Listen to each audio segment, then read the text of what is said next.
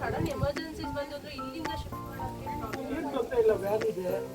So ಈಗ ಏನು ಗೊತ್ತಾ, ಇಷ್ಟು ದೂರ ಮಾಡಿರೋ ಉದ್ದೇಶ ಏನಂದ್ರೆ ವಾತಾವರಣ ನೋಡಿ ಹೆಂಗಿದೆ, ವಾತಾವರಣ ಚೆನ್ನಾಗಿದೆ. ಸೊ ಅವ್ರಿಗೆ ಬದುಕರು. ಈಗ ನಾವು ಸಿಟಿಯಲ್ಲಿ ಮಾಡ್ತೀವಿ, ಸುಮ್ಮನೆ ಸಿಟಿ ಎಲ್ಲ ಬೇಡ, ಗಾಡಿಗಳು, ಈ ಥರ ಸೌಂಡ್ ಪೊಲ್ಯೂಷನ್ ಇದೆಲ್ಲನೂ ಇರುತ್ತೆ.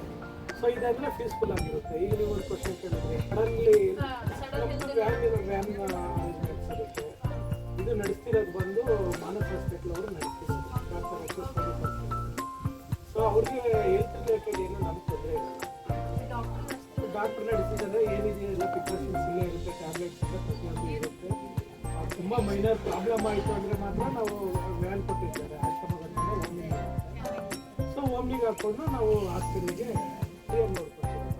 ಯಾವುದೇ ಕಡೆಯಿಂದ ಅವರ ಮಕ್ಕಳಿಂದ ಆಗ್ಬೋದು, ಅವ್ರ ರಿಲೇಷನ್ಸಿಂದ ಏನೇ ಆಗಲಿ ಸಪೋರ್ಟ್ ಮಾಡ್ತಾರೆ. ಈಗ ನಮ್ಮಲ್ಲಿ 28 ಮೆಂಬರ್ಸ್ ಏನಿದ್ದಾರೆ ಅದರಲ್ಲಿ 95 ಮೆಂಬರ್ಸ್ ಯಾರೂ ಇಲ್ಲ.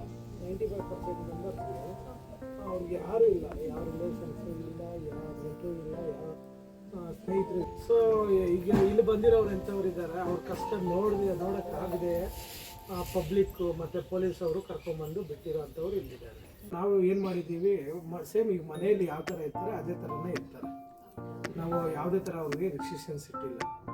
ನಾವು ರಿಸ್ಟ್ರಿಕ್ಷನ್ಸ್ ಇಟ್ಟಿರೋದು ಏನಂದರೆ ಡೈಲಿ 2 ಅವರ್ಸ್ ವಾಕ್ ಮಾಡಬೇಕು, ಆರಾಮಾಗಿ ವಾಕ್ ಮಾಡಿ 3 ಹೊತ್ತು ಊಟ ಮಾಡಬೇಕು. ನಾವು ಇಟ್ಟಿರೋ ಅಷ್ಟು ಇದು ಅಷ್ಟೇ.